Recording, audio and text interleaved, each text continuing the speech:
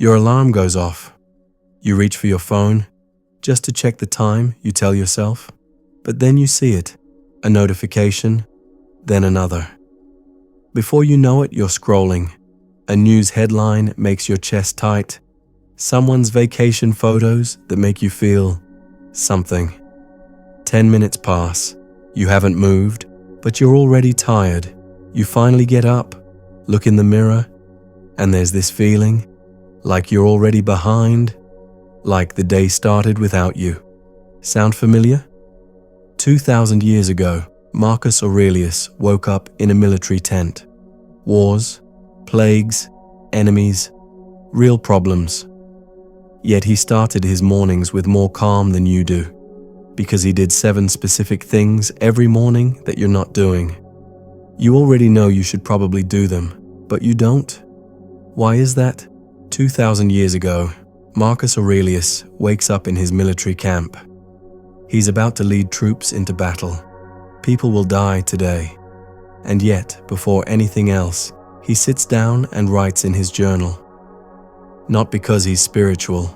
He writes because he knows something we've forgotten. The morning is when you decide who you'll be for the rest of the day. The Stoics believed in voluntary discomfort.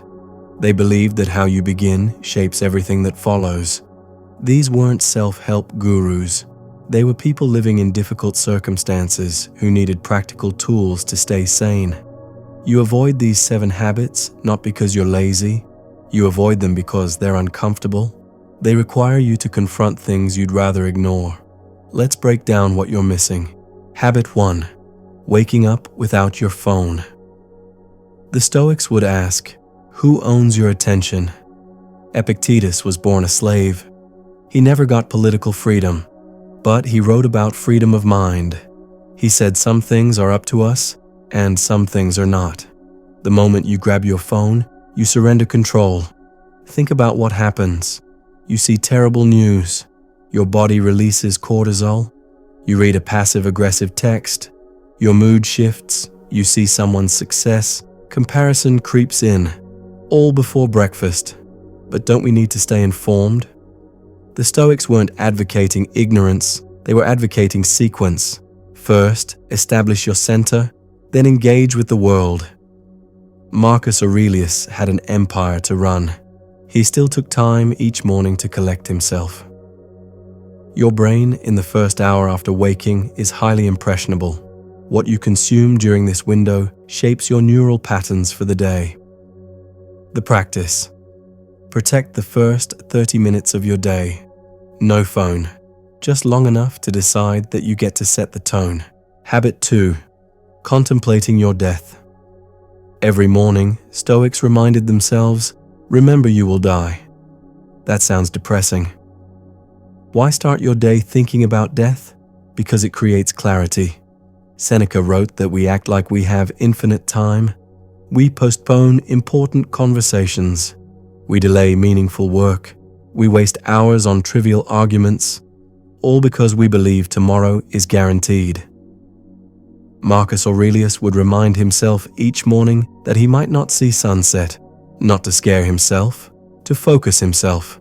When you remember that your time is limited, you stop caring about petty nonsense. When people are reminded of death, they actually become more generous, more authentic, and more focused on meaningful relationships. The practice: spend 60 seconds each morning acknowledging that today could be your last. Not in a fearful way, in an honest way. Then ask, how do I want to show up today? You avoid this because it forces you to confront waste. But on the other side of that discomfort is aliveness. Habit 3. Negative visualization. The Stoics imagined losing everything they loved. Marcus Aurelius would visualize his children dying, his wife leaving, his empire crumbling. We're taught to think positive, to manifest success, but positive thinking doesn't prepare you for reality. And reality includes loss. When you visualize loss, something strange happens. You start appreciating what you have. You look at your partner and realize they won't be here forever. You look at your health and realize it's not guaranteed. This habit requires admitting you're not special. that bad things can happen to you not because you did something wrong, but because you're human. Athletes visualize failure all the time. A boxer doesn't just imagine winning. He imagines getting hit, getting tired, and still continuing. That's what makes him unbreakable. The practice. Spend 2 minutes imagining something important disappearing. Your job, your relationship, your health. Don't dwell in it. Just touch it. Then return to the present with fresh eyes. Habit 4. Journaling your principles. The Stoics wrote every morning. Not about feelings. They wrote down their principles, the kind of person they wanted to be. Marcus Aurelius wrote, "You have power over your mind, not outside events." And, "Waste no more time arguing what a good man should be. Be one." You think, "I already know what I value. Why write it down?" But you don't actually know what you value until you articulate it. And even if you do know, you forget it the moment stress arrives. Think about a time you lost your temper. Did you remember your values? Probably not. You reacted. Because under pressure, we don't rise to our values. We fall to our habits. Writing down your principles is rehearsal. You're coding them into your brain. But here's why you avoid this. Writing forces you to confront the gap between who you say you are and who you actually are. That gap is uncomfortable, but that gap is where growth lives.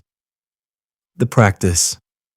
Write down 3 principles each morning. Not affirmations. Principles. I will speak honestly even when it's uncomfortable. I will not react to things I cannot control. 3 minutes. Habit 5. Cold exposure. The Stoics practiced voluntary discomfort. Seneca took cold baths. Marcus Aurelius slept on hard floors. Why make yourself uncomfortable on purpose? Here's the answer. Comfort makes you weak.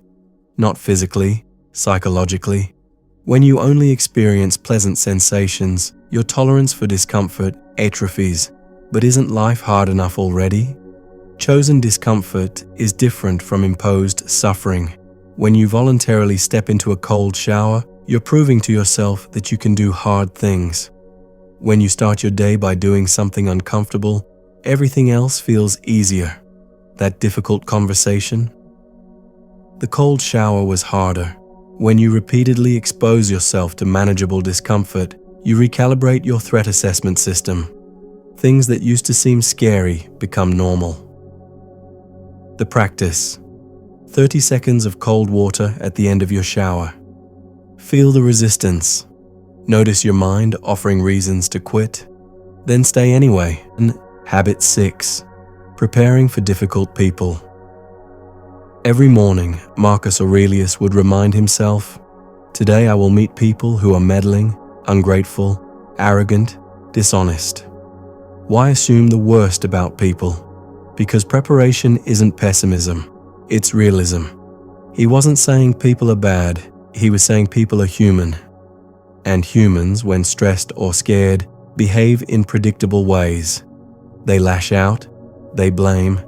If you expect everyone to be kind, you're setting yourself up for frustration. But if you prepare for difficulty, you're not surprised when it arrives. And when you're not surprised, you don't react, you respond. After acknowledging that people will be difficult, Marcus adds that the wrongdoer is not an enemy, but a relative. Expect difficulty, but respond with compassion. When you anticipate an emotional challenge, you activate your prefrontal cortex. This makes you less reactive, less likely to take things personally. The practice. Each morning, identify one difficult interaction you might face. Visualize them behaving exactly as they usually do. Then decide in advance how you'll respond. Habit 7. Accepting what you cannot change. The Stoics divided everything into 2 categories: things you can control and things you cannot. You can control your actions, your responses, your effort. You cannot control outcomes, other people's opinions, the past or the future. Each morning they would identify what was up to them and what wasn't. Then they'd let go of everything in the second category. You avoid this because it feels like giving up. But fighting against what you cannot change doesn't make you powerful. It makes you exhausted. Think about the last time you worried about something outside your control. The weather, someone's opinion, a decision already made. How much energy did you spend? Did it change anything? Epictetus said, "Make the best use of what is in your power and take the rest as it happens." The test is simple. Can you force this outcome through your direct action? If no, it's not in your control. The practice: each morning, make 2 lists. Things within my control today. Things outside my control today. Put all your energy into the first list and 0 into the second. Accepting what you cannot change isn't giving up, it's wisdom. 7 habits. None complicated. All uncomfortable. That's exactly why you avoid them. Every one of these habits requires confronting something you'd rather ignore. Mortality, loss, conflict, discomfort, limitation. The Stoics didn't practice these habits to become superhuman. They practiced them to stay human in difficult circumstances. Marcus Aurelius led armies. Seneca was one of Rome's wealthiest men. These weren't passive people. They were people who acted with focus and resilience because they'd trained themselves to remain centered when everything else was chaos. These 7 habits aren't productivity hacks. They're not Instagram morning routines. They're a practice of becoming unshakable by accepting everything that could shake you. You don't have to do all 7 tomorrow. Pick one, the one that makes you most uncomfortable. Start there. Because that discomfort, that's where your growth is hiding. Marcus Aurelius wrote his journal in a military tent, surrounded by people who wanted to kill him. If he could find time for this, you can find time for this. What will you start with? Drop it in the comments. Your morning is waiting. Make it count.